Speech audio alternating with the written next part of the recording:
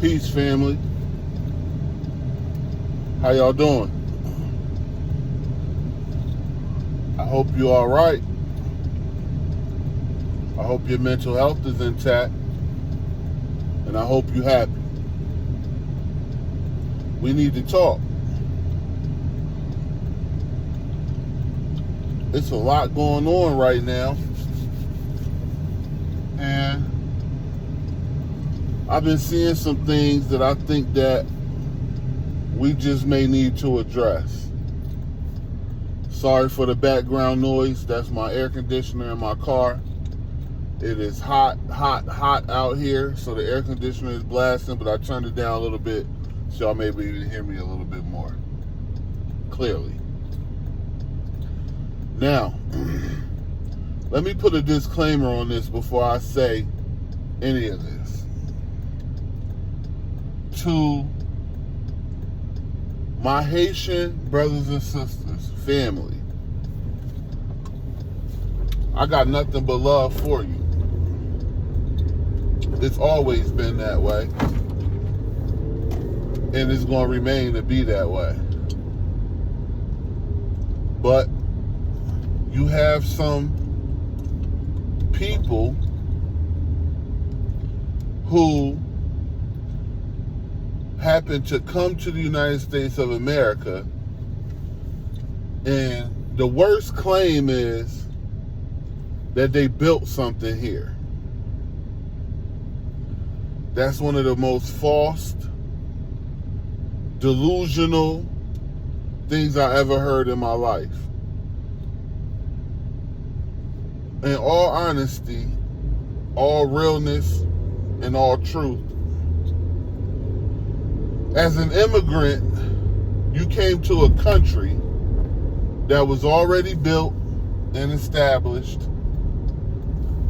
and it was built and established by Black Americans who are the descendants of slaves that were brought here against their will, some, and indigenous Black people who were enslaved on this land.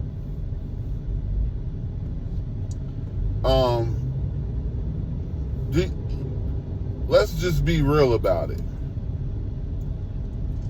You can't come to another person's country. Well, I guess you can, because you got those who claiming this, and claim that you built something in another person's country where they came from. But you did not build the wealth and success of your homeland. You left your homeland to come to another land for a better life. Now, this is not me denigrating people who have to leave their homelands for a better life. I understand some places on this earth, it's just not popping. But my gripe with those in the Haitian community who come over here and claim that they built something here, screaming to the top of your lungs that we built it. I want you to name one thing of a foundation or a structure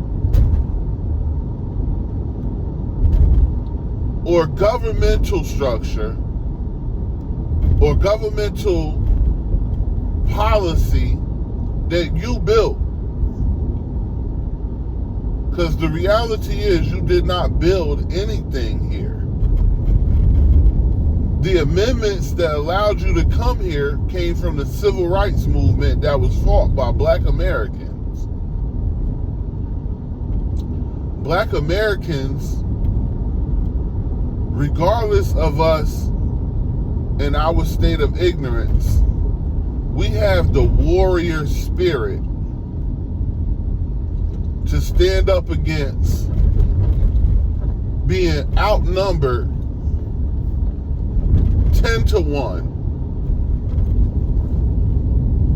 And we fight for what we built. This is our country. If you build something, you make it, it's yours. So no Haitian, no Jamaican, no African, no Latino, not even a European can claim that you built this country, because you did not. Some Europeans might have overseen the building of this country, but those were small numbers. And what a lot of people don't realize is that most Caucasians didn't come here until later. Ellis Island. And when they came here, some of them were not even considered white. The white Anglos who are here have pejorative names for Italians, Sicilians, those who might have come from Scotland and different parts of Europe, where some of you wasn't even considered white until Caucasians, Anglo-Caucasians let you into whiteness years later. Just like white Latinos, you're still not considered white, but you're used as a buffer class of whiteness against us. Do you ever notice that even though you're used as a buffer class against us, those white Latinos, they never call you a model minority? The only people who are called model minorities here in the United States are Asians and Indians. Why are they called model minorities? They're called that because they don't do anything to fight against the supremacy of Caucasians. They come here to bow down, kiss the ring, marry white men and women, because they look at white men and women as superior to them. The thing that they have never been able to do with black Americans is break our spirit to the point where we feel like they are superior to us. That's their biggest problem with black Americans.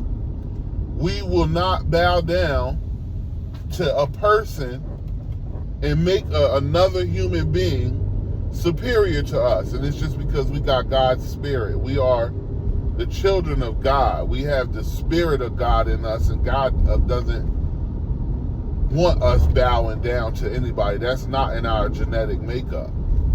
But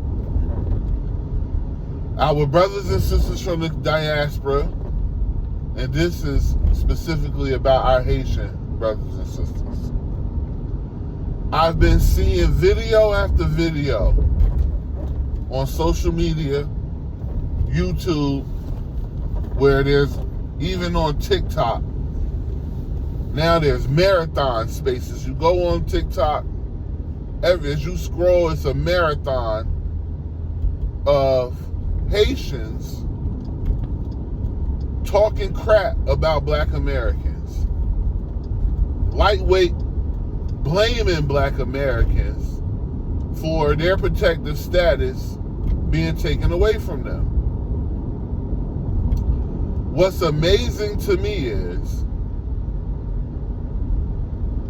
we told y'all white people were not your friends. We told y'all coming over here denigrating us at the pleasure of them people is not going to save you. We told y'all that calling us lazy, saying how your parents came here with $2, they built something for themselves, and all we do is complain. Only thing we do is talk about white supremacy. We can't get ahead because we too worried about the white man. And yes, this 100% is things that we have endured from our Haitian brothers and sisters. These are the things that they say about us. We have Haitian brothers and sisters who come here and tell their children to stay away from us, just like the Africans, just like Jamaicans, just like Asians, just like subcontinent Indians. Tell them, stay away from us. We're no good. We're lazy Akatas. We're lazy Jarirs. We're lazy Yanks. We don't got a culture. Which is very funny to me that when you see a Haitian, they are so assimilated into black culture that they look just like us. If they didn't tell you they was a Haitian, you damn near would not know. You have Haitians who wear short haircuts with the waves, who wear urban clothing, Jordans. You have Haitian women who do the same hairstyles as black American women, dress the same way as black American women. You have Haitian Kodak Black rappers who rap with the same cadence and try to talk and rap just like black Americans. But we don't have no culture, and you emulating us. You're not dressed like a person from Haiti. You're not rapping like a person from Haiti. You're not speaking the Haitian language when you rapping and singing.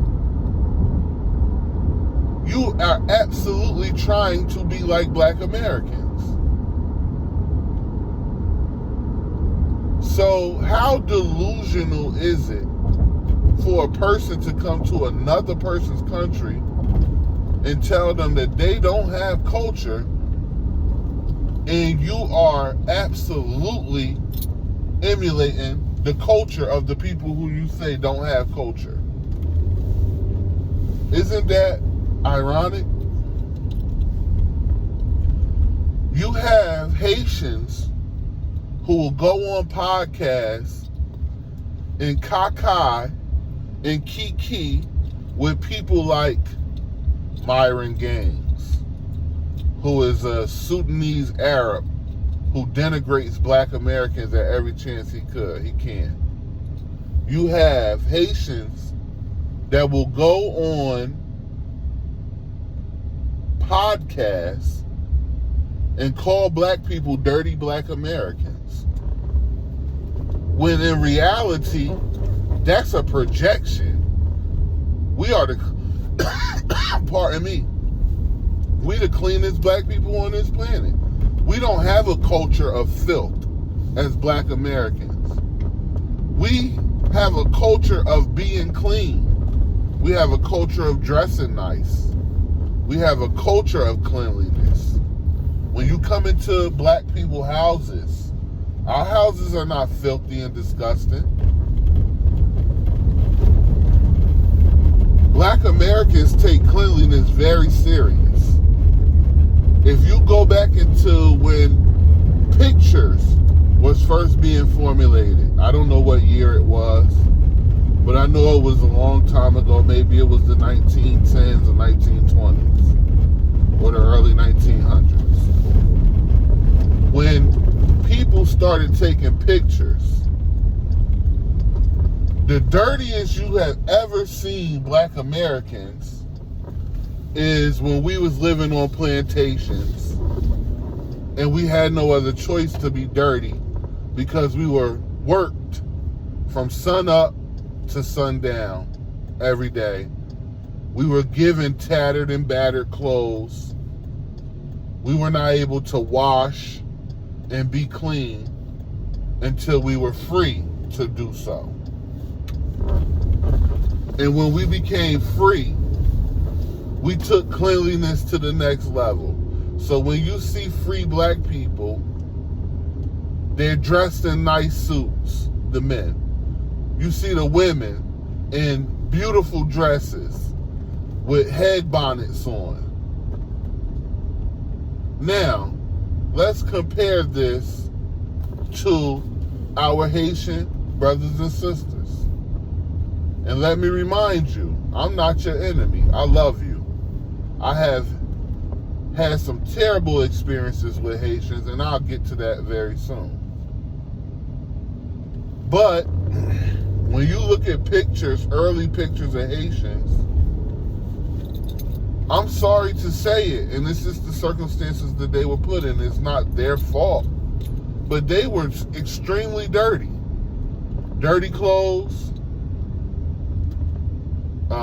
filthy living quarters, filthy communities. There's not a cleanliness culture from Haitians. Now let me explain why I said that. A video came out not very long ago of a woman, I believe this was in Florida, where the police and Child Protective Services was called on her because her house was extremely filthy. She had her children living in squalor. Whole bunch of children. I think she had 6 or 7 children. Living in squalor. Bathing outside in buckets. And when authorities came to her and Child Protective Services came to her, they asked her, "Ma'am, why are you living like this?" And her response was, "I'm Haitian. This is how we live in my country. This is a part of my culture." That's exactly what this lady said. So, how could you, as a Haitian, come to America and have the gall, the sack, to call black Americans dirty black Americans? I was very offended by that video. When I seen that, and I'm quite sure many black Americans was offended by it. When we seen that, we was like, what? What did she just say? Did this lady just call us dirty black Americans while she has the whole aesthetic of a black American woman? Edges laid, black, the way black girls wear their hair, dress. Look like she had a BBL. And you got the nerve to call us dirty black Americans? And you wonder why they're making all of these videos whining and crying about their temporary protective status being taken away from them, and black Americans, we're the target. Not the white man who destroyed your country. Not the white man who is the one who's kicking you out of this country. Not the white people who stereotyped you and said that you guys are eating dogs and cats in Ohio.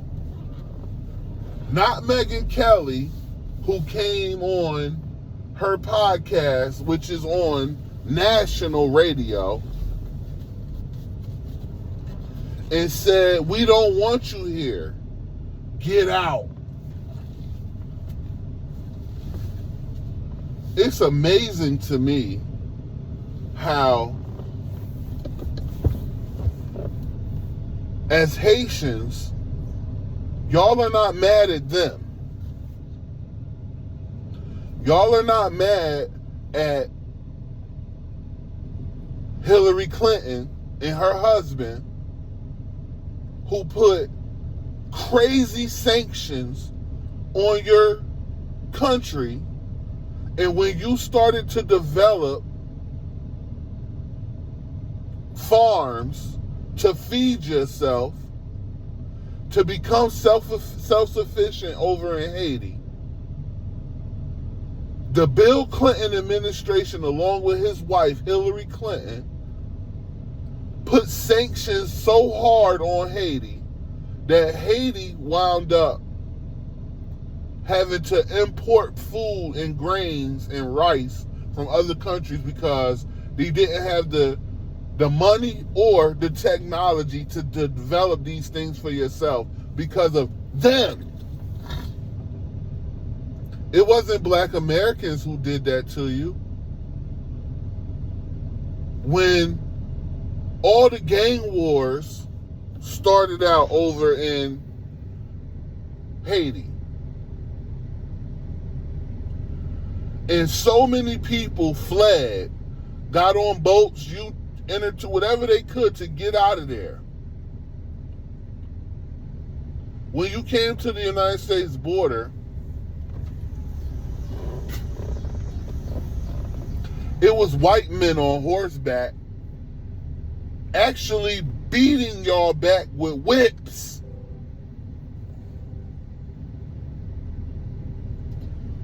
But when you go on social media and you look at all of these videos of Haitians talking, who are they talking to? They talking to Black Americans. Everybody wants to have a problem with Black Americans. And the reason why is because you're jealous. Me telling you the truth is not me hating on you or dislike for you. But we got to get some straightening. And the straightening is, the reason why is because you're scared of white people and you jealous of Black Americans. And the reason why is because you went through a similar thing that we went through. You went through slavery in your country. You went through hardship in your country. And instead of you staying in your country and fighting to build a great nation for yourselves out of all adversity, you rather run to another man's country and then have the nerve to claim that you built something here. You didn't build anything here. You came to a country that was already developed and built. I found it to be very disrespectful. And I would love to see those Haitians who know the truth, understand the truth, and love truth to stand up and tell the truth. Correct their fellow brothers and sisters in the Haitian community, because we have put on a cape. We have fought for everybody to the detriment of ourselves, because it's never reciprocated. Anything that happens to us bad in this country, you don't see Haitians standing up saying that's terrible, those are our brothers and sisters. We are not going to allow anybody to harm and disrespect our brothers. You don't see Haitians do it. You don't see Africans do it. You don't see Asians do it. And you don't see our so-called Black and Brown coalition do it. When things happen to us as Black people in this country, as Black Americans, we have to fight on our own. We have to hold our own nuts. So now we're saying, since we in this modern day time, we have woken up and the sleeping giant is waking up. We still yawning, but the sleeping giant is waking up. And we saying, no, we're not fighting for you no more. We're going to look out for ourselves. We're going to look out for each other. We're going to spend money at our own businesses. And since we don't have no culture, Since we lazy, since you don't look at us like we your brother and sister, since you don't have the love for us that we have for you, you have to fight on your own now to everybody. So it's us against the world. We had those who came before us who were prominent black Americans who told us years and years and years ago that we do not have allies. These people don't got no love for us. Dr. Claude Anderson told us these people don't come here to be a part of us. They come here to side with white supremacy against us. Even the Honorable Minister Louis Farrakhan, who comes from a Caribbean background, but he is a rider. If you could put a face to what a rider means, a champion, the main character of what a rider is, it would be the Honorable Minister Louis Farrakhan.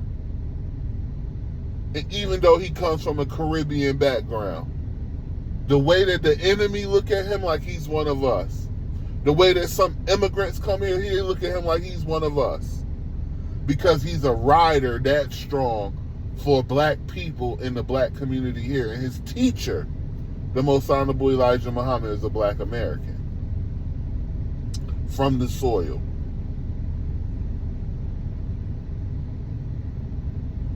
So, I would love to see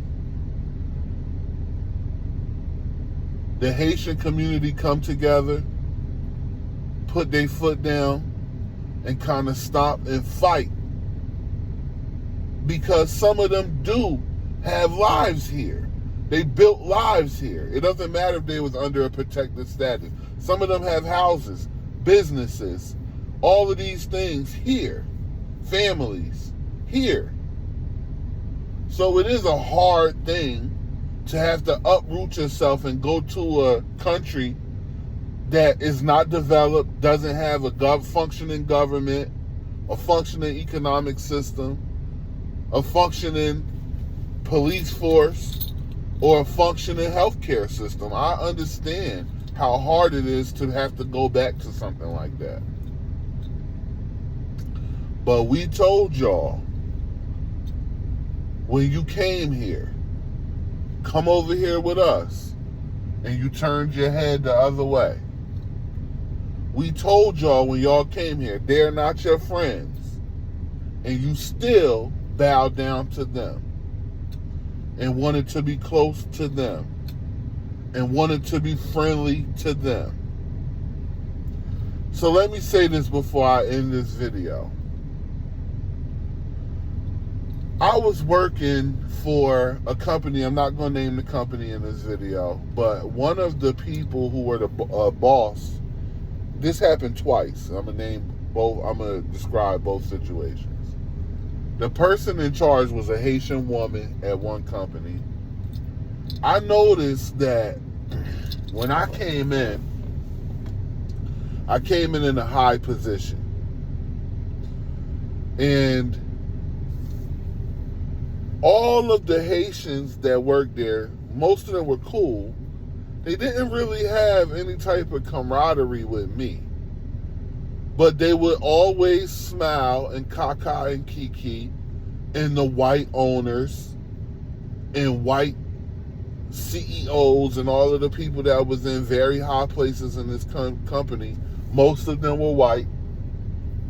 Then it trickled down to executive chefs, executive sous chefs, and then, regular line cooks. This lady would hate on me so hard. She loved other immigrants. She smiled with them. But if I ever had to work closely with her, I got nothing but attitude from this lady. I never did anything to disrespect her, said anything. I'm a I'm a great guy. Like, I don't have an attitude. I'm not evil, twisted type of person that anybody can say, oh, he mistreated me or anything. I'm just a good guy. So I never was disrespectful or not cordial and good to her as a woman. But she just has so much disdain for me. And I worked there for maybe a year, then I wound up leaving it because I found a better position. I never understood why. And it bothered me for a while because I'm like, I'm fresh and new, learning consciousness through the Nation of Islam. I'm learning who I am as a black man. I'm in camaraderie with black people from all over because the Nation of Islam, we accept black people and original people of this planet from all over this planet. The teachings is for us. The teachings is for us, so we accept all of us. And I'm growing more and more to be a lover of black people, regardless of where you're from, the language, it doesn't matter. I'm just growing under the teachings of the Most Honorable Elijah Muhammad, taught to us by Minister Louis Farrakhan, to be a lover of black people. And I just didn't understand why this lady was like that towards me. Fast forward some years later, I started working at another company, and the person in charge was a black man. Immediately, because he was the man in charge, start to let us know, all of the people that they hired, maybe 3 of us was black American men, a few other people, they were immigrant, or whatever the case may be. He started to let us know immediately that he's Haitian. He's Haitian, he's Haitian, he's Haitian. Everything is about him being Haitian, which I had no problem with it. Hey, have love and pride for who you are as a person. I had no problem with it. But I never understood why when he would address the black men in the company, he would always address us in a way like there's some type of competition between us. And then he would talk about things like,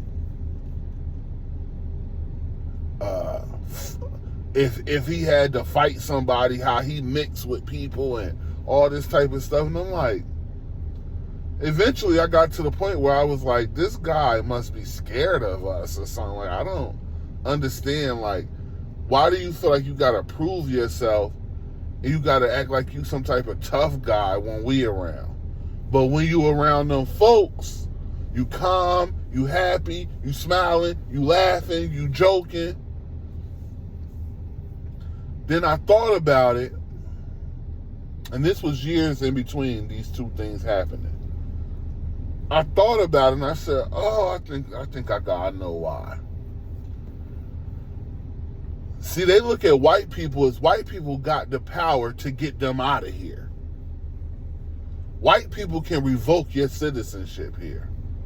White people could get you deported out of here. We don't have that power. So, since we don't have the first-hand power, we have soft power, but we don't have that hard first-hand power to get them out of here. They feel like they have to bow down to white people. And with them having to bow down to white people, and they see us, we not bowing down to white people. We could tell the white people to get the F out my, we a slap, we a punch. I'm not advocating for violence, but we defend ourselves against them who want to harm us. They feel like they can't do it, so it builds resentment and it builds a jealousy. And then you turn around and look at us like, instead of us bowing down to these people, we are the rebellious ones who will stand up and fight against these people. So it's a crazy psychology. But I get it. It's insecurity. And then when you turn around and want to project that on us, we're not having that no more. It's a new day. We're not having Haitians, Jamaicans, Africans, Asians, Mexicans, even Caucasians. We're not bowing down and having no disrespect from anybody no more. It's a new day. We're going to call you out.